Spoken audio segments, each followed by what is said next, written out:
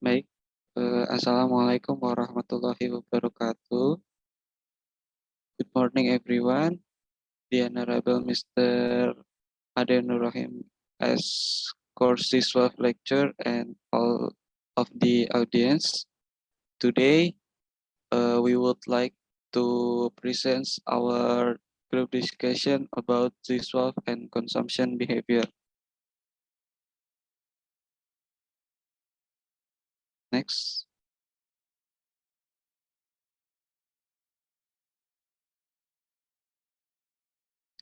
Let me introduce our team. First, there is Rida Fajrina. Second, there is Viratasya Fitri Indika Veru. And myself, Omar Abdullah Fauzi. Next.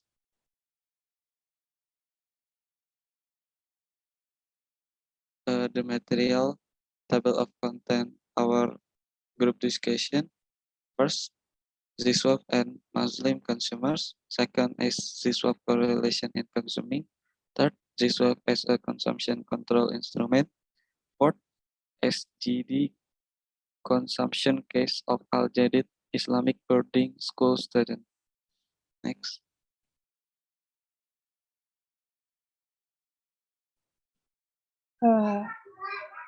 First slide is about GSOF and Muslim consumer.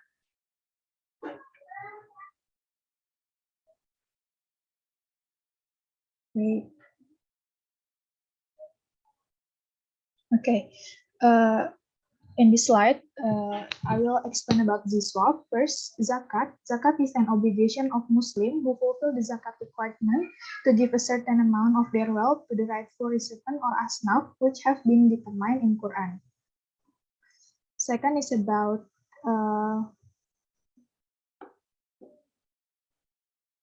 infak. Infak is the contemporary needs of the community can be met by utilizing infak as an optimal means to increase wealth. Infak is seen as an important alternative to improving the economy of Muslim communities to reduce poverty. Third is about alms. Alms is the gift of property to needy people, people in need, or other parties who are entitled to receive alms without being accompanied by compensation. This alms is sunnah, not compulsory. And the last is about wakaf. Wakaf executed as a majestic social purpose in economic growth by improving the national development plan for poverty alleviation and developing social service. In the next slide is about Muslim consumers. Consumption is generally defined as the use of goods and services to meet human needs. The main purpose of consumption of Muslim is as a means of help to worship Allah. In fact, consuming something with the intention of increasing stamina in obedience to that service will make the consumption worth worship by which humans get rewarded. For principles in the Islamic economic system in addressing the problems of consumer behavior. First, living frugally and not luxuriously. Economic action is intended to fulfill the necessities of life, not the satisfaction of desires. Second, zakat, infak, sedekah are the instrument that balance individual needs, which is referred to as a social consumption. Third, the prohibition of usury makes a profit-sharing system as a substitute for the credit system and interest rate. It refers from Al-Baqarah, verse 275. And the last fourth, running business that are lawful or permissible conduct. This effort must not be in contact with gambling or maisir and speculation or gharar. Al-Baqarah, verse 168. In the next, ZSWAF and Muslim consumers. Islam has taught standards and limit in consumption. Muslim as a consumer has planned the allocation of assets owned not only for consumption, but also for the distribution of assets, such as zakat, infak, alms, and wakaf. This is a manifestation of Islamic consumption behavior by setting aside some of the assets owned to donate. Ownership of property held by a Muslim. In fact, there are other people's right to the property. In this case, the Quran has explicitly mentioned in Quran Surat Az-Zariyat, verse 19, which means in their property there is a right for poor and who ask and those who do not ask.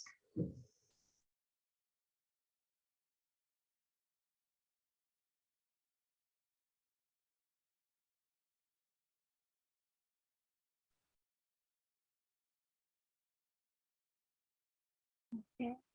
Next, the second chapter is about the swap correlation in consuming.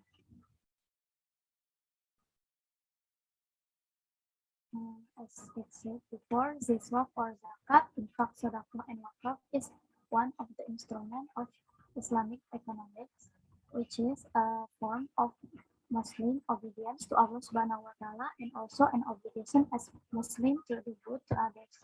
Allah Subhanahu wa Ta'ala has also ordered in the Quran and Hadith that Muslims should give some of their wealth in halal, and Allah doesn't like the person who only hoards his wealth.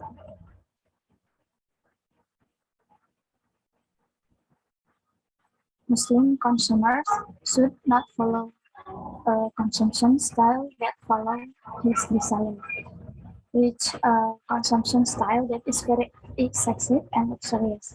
In Islam, there are several consumption behaviors which are first, simple and doesn't cross the line. Second, pay attention to what is halal and good. Third, not wasteful and miserly. Fourth, be grateful to Allah Subhanahu wa Ta'ala and give rights to others.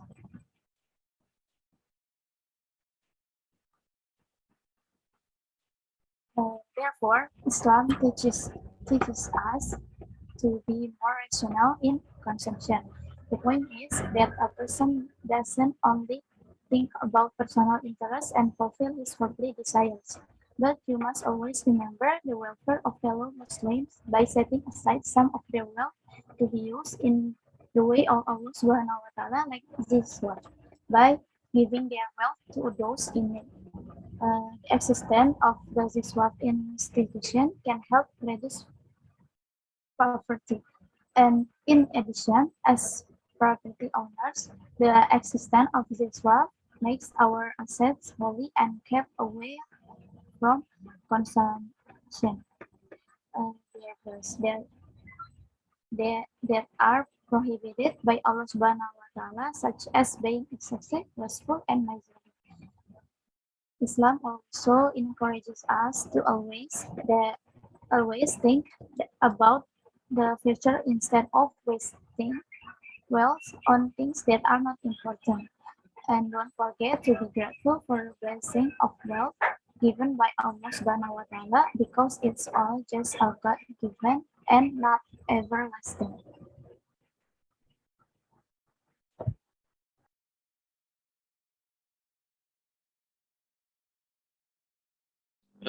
Next, let's move on to ZSWAP as a consumption control instrument.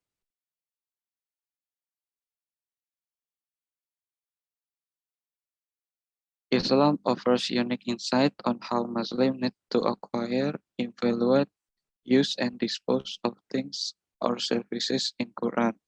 Allah says, the example of those who spend their wealth in the way of Allah is like a seed of grain which grows 7 spikes, and each spike is 100 grains. And Allah multiplies his reward for whom he wills. And Allah is all-encompassing and knowing. Those who spend their wealth in the way of Allah and do not follow up what they have spent with the remainders of it or other injury will have their reward with their Lord, and there will be no fear concerning them, nor will they grieve. Al-Baqarah 261 until 262. Next. Maulana Mufti Muhammad Shafi, 1974, has written in the commentary of this verse that had this been followed in total, the problem of an ideal economic order that the world is grappling with will have been resolved by now. According to him, this and following verses touch two important aspects of the Islamic economic order. First, it teaches how to spend that which is extra to your needs to help poor and the needy, known as sadaqah and khairat. Second, it declares that giving of riba or interest as haram or unlawful. Next, he further elaborates this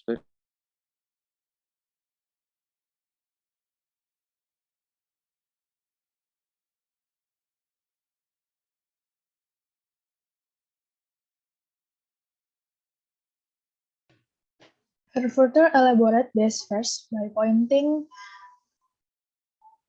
the fact that the Quran has pointed out to spending in the way of Allah at several places, but with different words like infak or spending, it'am, feeding, sadaqah, atau charity, or it all zakat, or paying the obligatory zakat properly.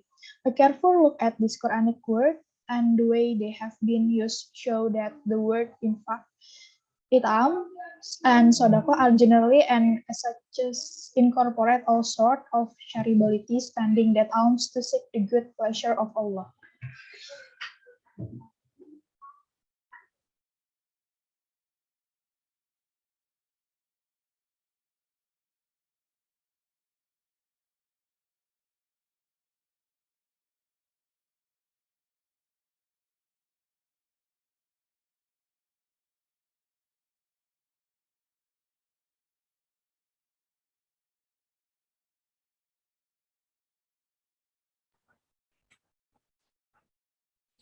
Allah asks of his followers to accept Islam as their religion by their heart and tongue, with their appearance and behavior. Islam asks of a Muslim to lead a simple lifestyle. His attitude and perception are guided by Quran and teachings of Prophet. If on one hand Islam asks a Muslim to pay zakat, sedekah, and khairat of out of their earnings, keeping aloof from riba therapy in a way deplete the physical wealth. On the other hand, it stimulates a Muslim to invest this money in a good business to earn more. Islam provides a complete business system that is operate will yield prosperous result to the whole humanity.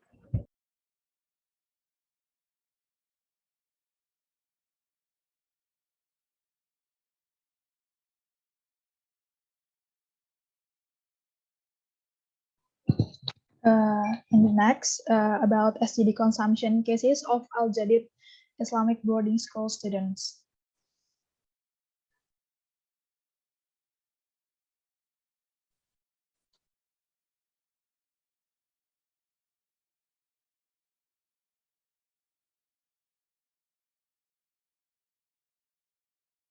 Movement Literasi Halal Lifestyle at Al-Jadid Islamic Boarding School in Kopo, Banten. Based on community service activities carried out by the author, the implementation of the service activity was carried out at Al-Jadid Islamic School, Sarang, Banten Regency, which was carried out online. But before the main activity, the devotees gave a pretest related to the materials related to the literacy of halal lifestyle movement. The question given include matters related to halal food and Islamic dress or halal fashion, starting from the definition of halal and haram, foods and drinks that are forbidden in the Quran and Sunnah, limitation aurat for men and women, to clothing and consumption that is lawful for a Muslim. Data from the pretest, result related to the halal lifestyle movement show that the low score is 30 and the high score in this pretest is 80. However, the average score for the overall result of participant in this pretest is 55,71. And from this data, it can be concluded that the majority of participants still do not fully know and understand related to the halal lifestyle.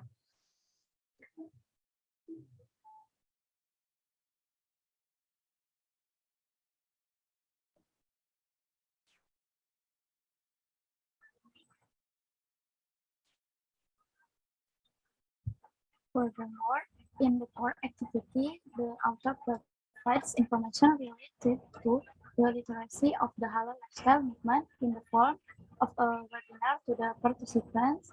That the literacy provided includes information about halal food or beverage and consumption and Islamic clothing or halal fashion. Exposure, the halal haram of an item is not only limited to its substance, but can be seen from other aspects, such as from how to get it and the process. The service also describes the derivatives of forbidden substance. In the final stage, a post-test was conducted to participants to measure that retest their level of understanding related to the information that had been previously conveyed. The result of the post-test showed that there was an increase in participants' understanding as evidenced by the lowest score of participants in this post-test was 50 and the highest score was 100. The average score for this post-test was 78.67. If we refer to the pretest data before the seminar, we can see that there has been a significant increase, which means that participants' understanding has also increased after participating in the Halal Lifestyle Movement webinar.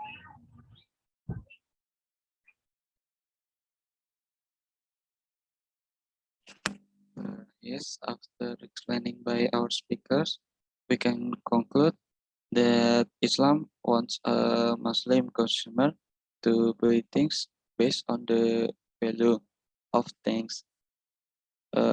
Second is, in a way, Islam encourage values-based buying behavior. And the third, it demands from a Muslim to stop indulging in buying of goods or services that are either haram or unlawful, or by which there will be trouble for others. And fourth, Muslims are supposed to live a simple life and not to overspend on things they don't need, thus encouraging a sense of saving for future. A good Muslim should not only keep his individual goals or needs into his mind, but also think of general social welfare. Rather than spending on unnecessary goods and services, Islam encourages saving for the future and giving a part of the saved money to the needy and poor. This Islam recommends that a Muslim consumer should not waste his money on any costly and should buy things on their value rather than other aspects like brand name or its perceived value. That's enough for our discussion group. Thank you for your attention. Wassalamualaikum warahmatullahi wabarakatuh. Waalaikumsalam warahmatullahi wabarakatuh. Stop record.